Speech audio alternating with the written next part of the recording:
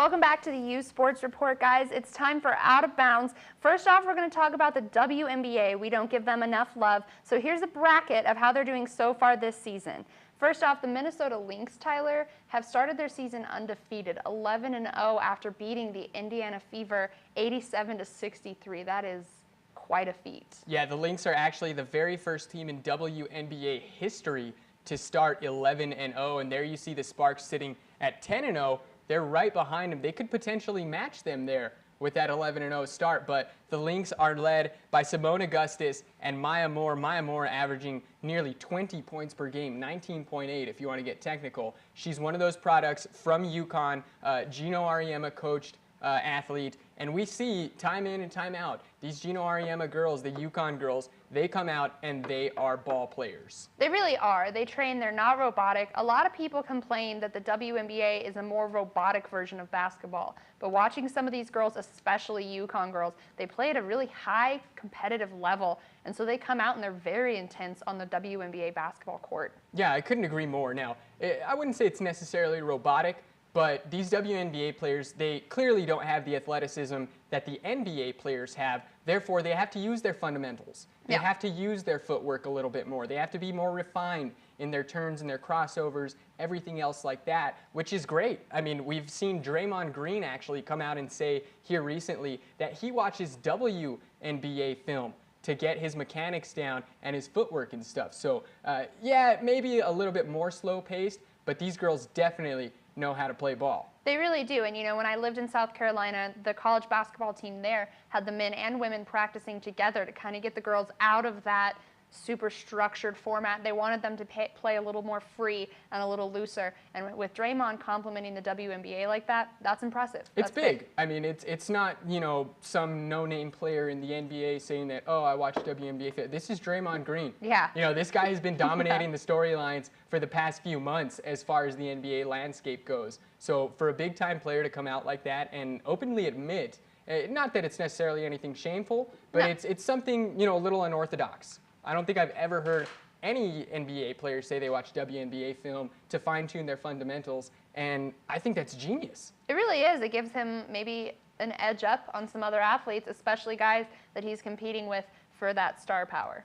Now, moving along from the WNBA, we have a couple of big soccer tournaments going on, one taking place across the pond, one taking place right here in the United States. The one going on here in the States is the Copa America Centenario, which is the 100th anniversary of the Copa America. Now, coming into this one, Brazil were the prohibited favorites along with Argentina. Now, we're going to show you a clip from this Brazil and Peru game. Brazil has to win or draw to advance to the knockout stages. And you see here, that is a handball, ladies and gentlemen. Oh, yeah. In soccer, you cannot use your hand. Peru gets away with one. They would actually go on to win this game 1-0, and you see Bruno Alves, the Brazilian keeper, pleading to the referee saying, dude, that's a handball. Yeah. This is called football. Yeah. You know, so Brazil actually ended up getting eliminated from the Copa on that handball call, very controversial, and after that, they actually fired their manager, Kimberly. Wow, that's some big moves. It's big moves, especially considering that they are hosting the Olympics later on in the month. Of course, their soccer team will be playing now. This Brazil team, they didn't have the likes of Neymar, they didn't have Kaká, but they did have a lot of star players, Coutinho, Willian, they had Dani Alves. This team was loaded, and for them to lose to Peru, Peru, I mean, Peru is they're a decent soccer country, but when you look at the world rankings, they're in the 70s. Brazil is in the top 5. Yeah. So this was just a huge non-call on the handball. A big blow to their ego for sure. Definitely. Let's see. I honestly think that's going to fire them up heading down to the Olympics in Rio. I would love to see that. I would really love to see them take that loss to Peru for such a controversial reason and take that into the Olympics and really play a lot harder than they have been and really remind people why they're in the top 5. Exactly. Now, so Brazil is out of the Copa America. Good news, ladies and gentlemen, the red, white, and blue are still in. Let's go ahead and have a look at their last game, taking on Paraguay. As we'll start it off here in the 11th minute, Paraguay on the break, a beautiful through ball, 3-on-1. John Brooks comes in with the perfectly timed tackle. John Brooks, 23 years old. Again, another 23-year-old athlete reminding us, Tyler, that we may be young, but we have a long way to go to be nearly as successful as they are. And here we see Jossie Zardes getting down the flank, gets the cross inside. He's going to find the man, Clint Dempsey, who has seemingly been the U.S. men's national team's savior over about the last 5 years, I'd say, since Landon Donovan kind of started trailing off. Jurgen Klinsmann clearly excited now. This is a big moment for the United States. Just after halftime, or excuse me, just before halftime, Guzan with a very beautiful save, and Paraguay knowing that they're knocking on the door. Now, this is the one I was talking about. Just after halftime, DeAndre Yedlin comes in with a bad timed tackle. He'll receive a yellow card now. If he gets another yellow, he's out of the game. This was the ensuing play. Yedlin comes in again, gets another yellow card. He's ejected. Jurgen Klinsmann obviously not happy with his right wing back. Now moving on to the 62nd minute, the USA are playing one man down. It's 10-on-11 out there. Paraguay clearly has the advantage here, but the US on a break. Clint Dempsey up top. Actually, that's Bobby Wood. He's going to get it off to Zardes. Jossie, not today, as he was stoned cold. And there you see the American Outlaws in disbelief. I love Jurgen Klinsmann. His reactions are priceless. He always looks so frustrated, but also excited. Like, it's a really interesting emotional combination. And here's Brad Guzan standing on top of his head, ladies and gentlemen. He's like, what is that meme that's always on Facebook? You shall not pass. Yes, definitely. You know, I watched this USA game at Saggio's, and it was an intense moment. So many people in Saggio's screaming and shouting at every single play. Soccer is one of those sports that you watch it completely or you don't really watch it at all. You have to be invested in watching because it's so intense and very fast-paced. And I could never do it. I have to give mad props to those guys, especially the goalies. They've got a big job. Oh, of course. I mean, these soccer players run anywhere up to 12 miles per game, ladies and gentlemen. Yeah. I mean, compared to a football player, I mean, yeah, the sports are totally different. There's a lot more contact in American football as opposed to European football, we'll call it for now. But just the endurance that these guys have to go through, even the referees, Kimbrey, these referees have to pass a fitness test where they have to run 12 miles in under 75 minutes. Could you imagine that? I couldn't do it, let alone imagine it. I don't even want to think about it because that sounds like way too much running. Now, getting back to that USA display, we told you they played one man down for virtually the entire second half. For their defense to hold tight like that, led by John Brooks, the 23-year-old U.S. men's national team defender, it was big. It was a big step for the United States. A lot of people were doubting their potential coming in to this Copa America. I mean, they didn't do very well in qualifying. Jurgen Klinsmann has been known to switch out his starting 11 over and over, seemingly not giving anybody, any chemistry, any chance to build chemistry. Yeah. When you look at this U.S. team this year compared to the World Cup squad from just a couple of years ago, I think it's about half different. Yeah, it really is. And you see a lot more energy on the field when these guys have that opportunity to build those relationships with their teammates. It's really important for them to have that. And we've talked about it in the past with a lot of other sports. So for them America to really struggle with that, especially coaching staff deciding, moving people around quite a bit, it's really impressive for them to have made such a big mark this year. Very impressive. They've moved on to the knockout stages. They'll be facing Ecuador tonight. Actually, if you want to flip over to ESPN after our show ends, that game's going to be on. But please, don't leave us just yet. We got lots more to come for you. Now, moving on to our next soccer topic, Russia versus England. This was very controversial. There were fights between the Russian and English fans prior to the game. After the game, there was reports of police and basically SWAT forces having to come out and separate these fans out in the streets of France using tear gas to disperse these guys. The Russian fans, they were just out of control. Here you see at the end of the Russia-England match, the Russian fans, they were wearing balaclavas. Now, if you don't know what that is, it's like a ski mask, basically. They flooded to the England fan side, and they literally started beating them, tearing down all of their flags. The Russian fans showing just I'd say the absolute worst display of sportsmanship that I may have ever seen in soccer. Yeah, I could not agree more. You know, it's a really big disappointment to see these guys get so aggressive, and for what? It really doesn't do anything for your soccer team, and it definitely doesn't make you look good as a country or as a fan base.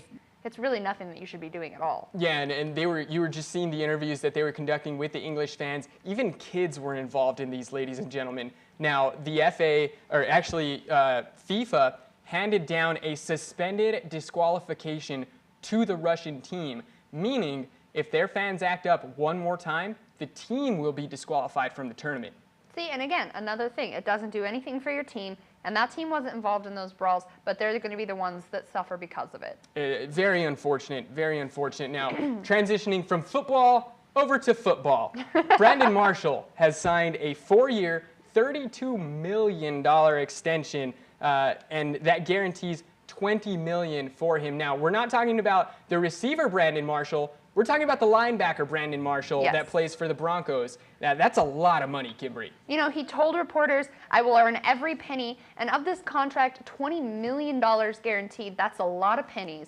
A lot of work he's going to need to put in to earn those pennies. But I don't know. The Broncos have quite a year ahead of them, having had such a successful year last year. Peyton's gone, and we see some big changes on their roster.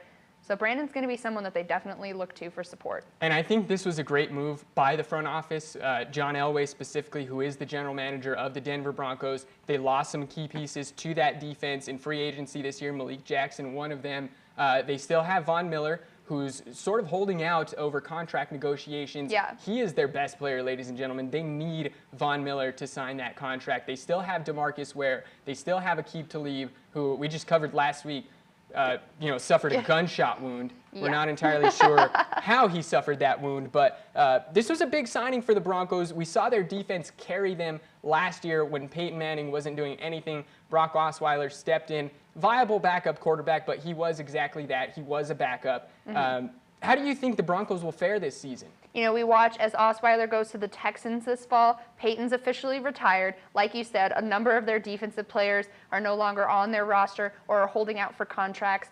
It's going to be an interesting year for the Broncos because last year their offense was a little weaker than we've seen in the past, especially with Peyton not really showing up and being a leader when he needed to be. Granted, they made it really far into the season, but with a team like that, when you don't have that consistency as the Broncos that we know and love, it's going to be a really interesting year for them having to face off against some big names. Now, the Jacksonville Jaguars play the Broncos this year. Going to be an interesting matchup, I think, but a really great game for the Jaguars to really show up with their defense and their brand new defense, including one Broncos player this year as well. Yeah, Malik Jackson, he made the jump over to Jacksonville. Now, you just touched on players holding out for contract negotiations. This one you don't typically hear of. Joey Bosa, he's been skipping the mandatory Chargers mini camps over his contract negotiations. Now, if you're saying, why is this unheard of? Joey Bosa is a rookie. He has not played one down in the NFL, and for him to be holding out like that, what do you think that says about his personality, Kimberly? You know, we've talked about it so many times. These guys need the opportunity to build these bonds, these relationships, and this is not only a great time for rookies, but the entire team to really work on their fundamentals, work together and see what everybody's strengths and weaknesses are, and really work with those things and build a better roster for it. Joey not being there for those mini camps might make a huge impact on the team's success in the fall, and I think that him being so young and being so aggressive with this, it's not looking good for him. And the team making him so many big offers, negotiation differences is one thing for someone who's definitely proven themselves a couple years in a row or more.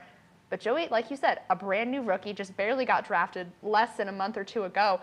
And we're seeing him already be this big of a pain in the butt for the team. It's going to be something we're going to have to watch out for. And I don't really think it's going to sit well with the veterans on this team. As Definitely we've stated numerous times, he's a rookie. He's not even played it down. And this year, it's showing the team that he's looking out for himself.